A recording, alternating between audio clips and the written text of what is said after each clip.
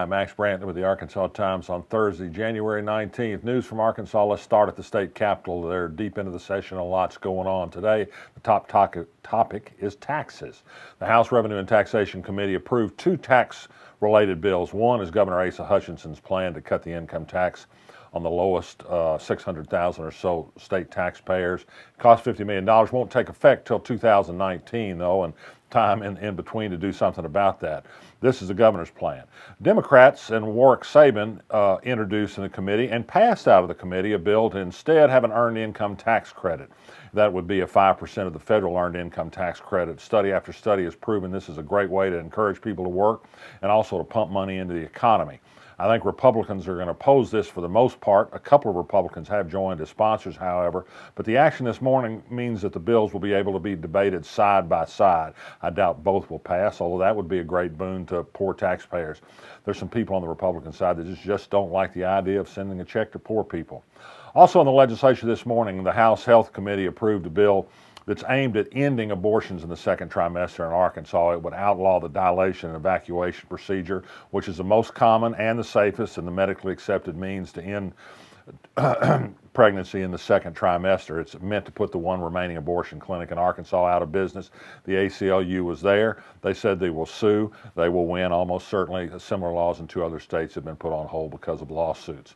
Timex, which has been a big player in Arkansas for 70 years, one time one of the biggest employers in the city, says it will close its last operation, a distribution center in North Little Rock.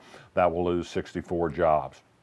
At the state Supreme Court today, the Supreme Court refused without comment to hear a challenge to Rhonda Woods sitting on a nursing home case involving the owner of a nursing home who gave her 40% of her campaign money in her last race for the state Supreme Court.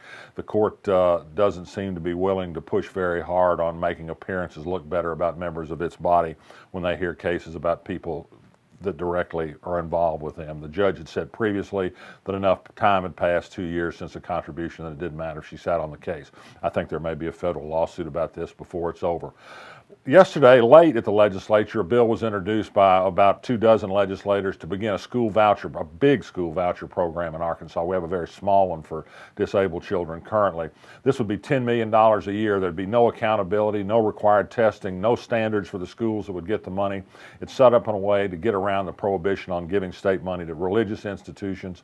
It would be a body blow to the public schools. I think there'll be some opposition against it, but with the Walton money behind it, the tide is rising for this kind of legislation.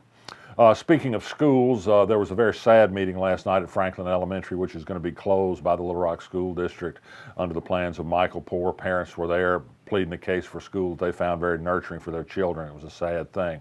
We also learned yesterday that Johnny Key, the state education commissioner, who serves as a school board in Little Rock because it's been taken over by the state, refused a petition to meet with 50 people who had asked to meet with him in a public meeting, as a state law allows school boards to do. He says that law doesn't really apply to him. He doesn't have to talk to anybody, and he doesn't intend to. I think this is an important thing to consider when tax time comes and people are asked to approve a $500 million in new taxes for Little Rock School District. If the man who's making the decisions won't meet in public and won't answer questions with the public, it's really hard to trust the school districts is asking for that much money. Also, a funny story yesterday that I just have to mention. The feds, a la Al Capone, used a tax-type law to get a guy who was operating an illicit enterprise here in Little Rock. They got a guy for fraud on Social Security claiming he was disabled when he wasn't. He was able to run a whorehouse here in Little Rock and run a little nightclub there too. And as a result of being such an abuser of women, he got a stiffer sentence, almost 2 years, than he otherwise would have gotten. Let's see what else.